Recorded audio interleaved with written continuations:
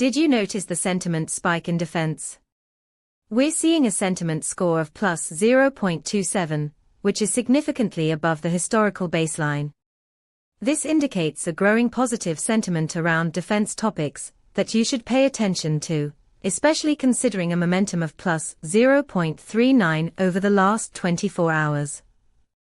Our API returns comprehensive sentiment data, including detailed semantic clusters, allowing you to drill down into specific themes influencing this sentiment.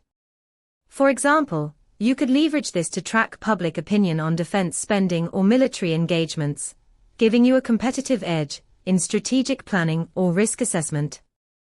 Dive deeper into the data and see how it can work for you at pulsebit.lojenterprise.com/docs.